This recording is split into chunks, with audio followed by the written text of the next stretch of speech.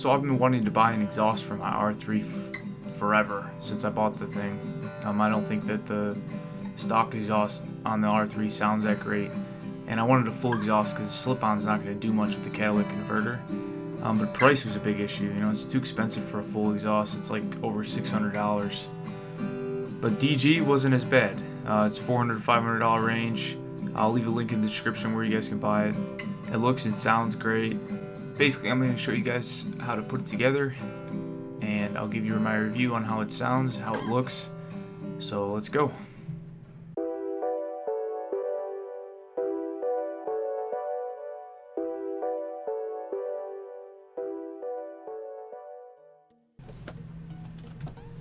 Alright, so there's a shit ton of screws and bolts to take off of this motorcycle to get the side fairing off.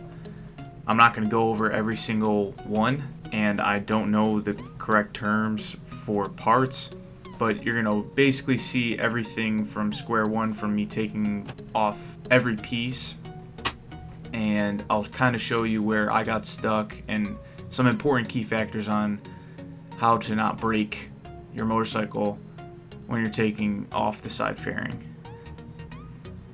Just search for the parts.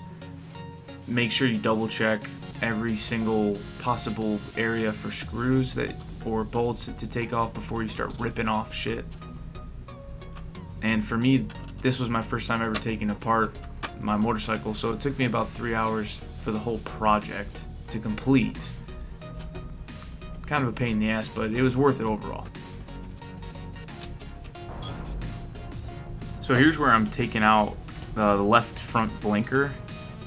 Mine's an aftermarket flush blinker, but it's pretty much the same if you have a stock blinker. I'm basically going to be showing you the connection that you unplug to remove the blinker itself. It's kind of a pain in the ass because I wrapped the cord in electrical tape after I had put the aftermarket blinker in, but once you get it out, it's not that big of a deal.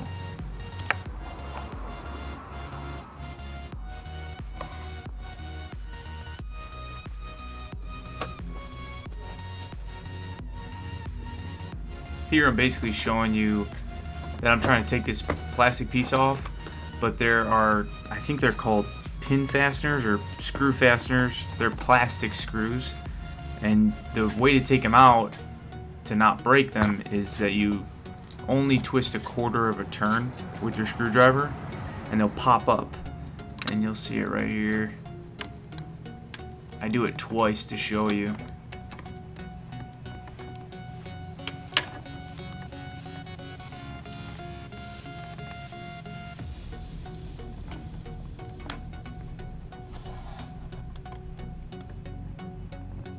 So I'm just screwing it back in to show you how to do it again.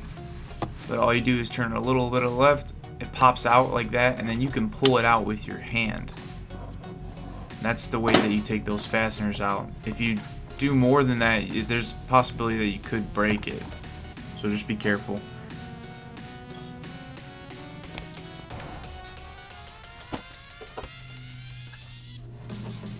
So finally took that piece out there. And then I'm showing you that underneath that piece, which is why we took it out, there's a bolt and a screw that you have to undo. And I'm just basically showing you where that was. Okay. And same with the side fairing here. Underneath this plastic piece, there's a bolt hidden. Bolt. So you have to undo that too. After you take that bitch off, you can finally get the side fairing off. Just make sure you double check every single possibility for a screw or a bolt, because it won't come off. I mean, you can tell it'll come off easy. Now that we have the side fairing off, we're going to take off the headers. Now you want to make sure that you obviously haven't ridden the bike because these are going to be hot, and I haven't ridden this thing in a few days. There's a couple things we got to do.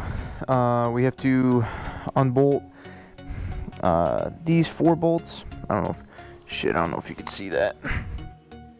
Just giving you a better look for where those bolts are being taken off. There's 4 of them.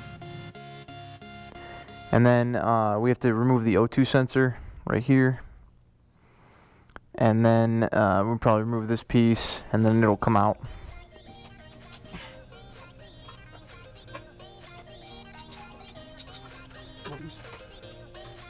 So I also didn't mention that there are 2 bolts that you have to undo on the catalytic converter that I'll show in a minute.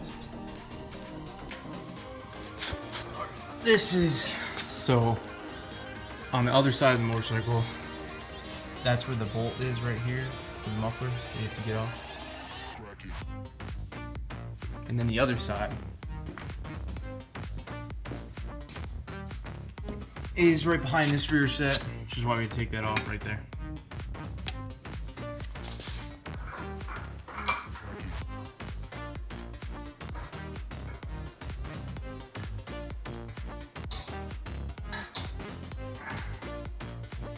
Damn, that thing is heavy. So installing the new headers was a bitch. You really have to find the right spot to make it fit because there's no wiggle room for that metal. It took me a while to figure it out. It installed a little different than the stock exhaust, which you'll hear me explain later in the video. Here I'm just showing you a bolt that comes with the system that you bolt on the end.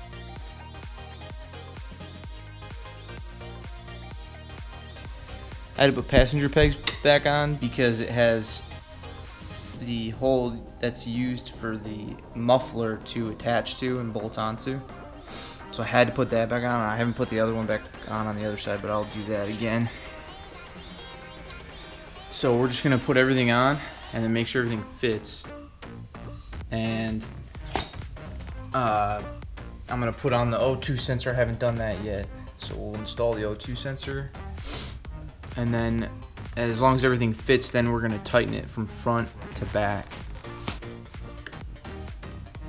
Oh shit, is that gonna go behind it or in front?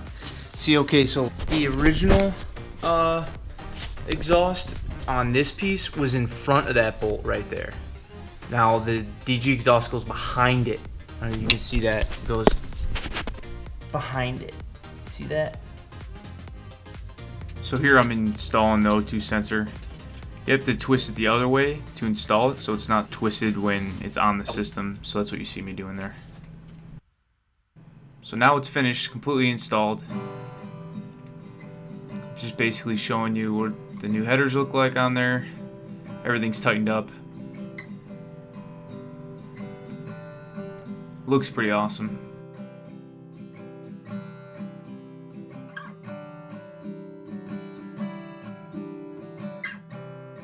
So here's what it sounds like.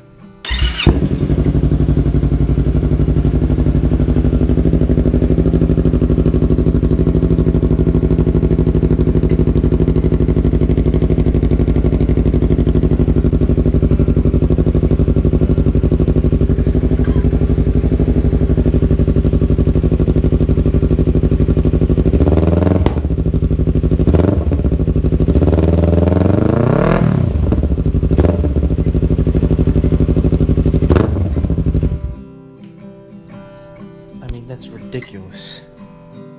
So let me know what you guys think of how it sounds. I think it sounds pretty meaty, pretty fucking sweet. Okay, so this bracket from the original exhaust, you have to take off for the heat shield. So you just take this off. It's an 8mm, and this goes on to this bracket right here, like so, like that. So then you can put that heat shield on over top of it. So that's it, guys. Installing the fairings were so much of a bitch as they were taking them off, so be careful when you're putting those on. Let me know what you guys think. I love it so far.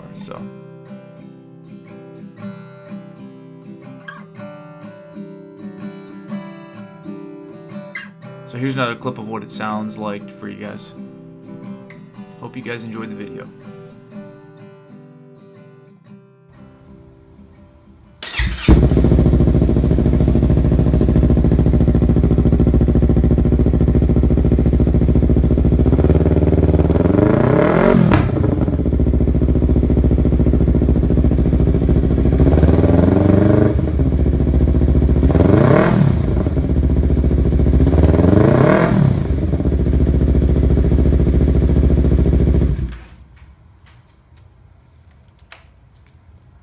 Probably just pissed some people off.